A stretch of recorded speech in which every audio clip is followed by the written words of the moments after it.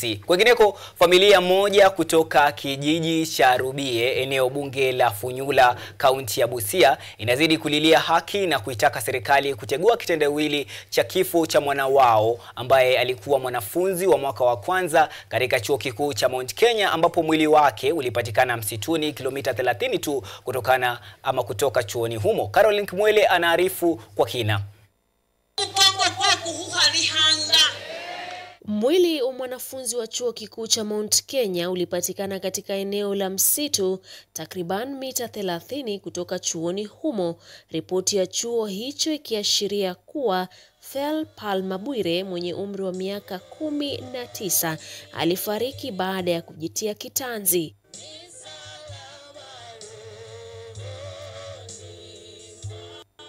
Ila kulingana na familia ya Palma waliozungumza kwenye hafla ya mazishi yake, ripoti ya chuo hicho inakinzana na ripoti iliyotolewa na hospitali iliyobaini kuwa mwanafunzi huyo alifariki kufuatia kupigwa kichwani na kifaa butu. Mtoto alipigwa na kifaa butu na akavunjiwa skali ya ndani. Mtoto alinyongwa na makucha alikuwa katika shingo na akafungwa kamba. Tumboni mwake ilionyesha kuwa huyo mtoto alikuwa na fresh food. Alikuwa amekula chakula cha usiku kwa hiyo shule, ugali na maharagwe. Kumaanisha mtoto alikuwa kwa shule hadi hiyo late. Familia hiyo hata hivyo sasa inalilia haki na kuitaka serikali kubaini chanzo cha kifo cha mwanao, mwanafunzi wa mwaka wa kwanza chuoni Mount Kenya. Ningependa kumuuliza MCA wetu na viongozi wengine, jambo hili si jambo rahisi.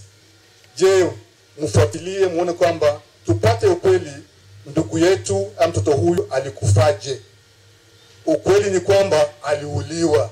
Na ikiwa aliuliwa, ni nani aliyemuua?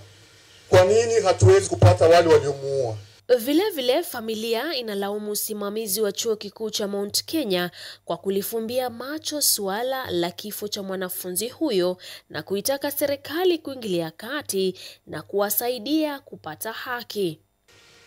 Kitu ambacho nauliza, hata kama mtoto wangu alijinyonga jinsi wanasema ama aliuawa, nataka hiyo shule yaajibike kwa matendo yao. Mimi niliwatrust na mtoto wangu, nikowapelekea mtoto. Huyo mtoto hakukuwa na deni shuleni. Hata wangeniambia, nataka tu maelezo kidogo. Waniambie ni nini kilijiri hadi mtoto wangu nikampata akiwa maiti. Kifo cha mwanafunzi huyu kinajiri huku visa vya mauaji ya wanafunzi vyuoni nchini vikionekana kuongezeka, cha hivi punde kikiwa cha mwanafunzi wa chuo kikuu cha Multimedia. Mwili wa Sylvia Kemunto ulipatikana umetupwa ndani ya tanki la maji chuoni humo. Polisi hata hivyo wanaendeleza uchunguzi wa mauaji haya.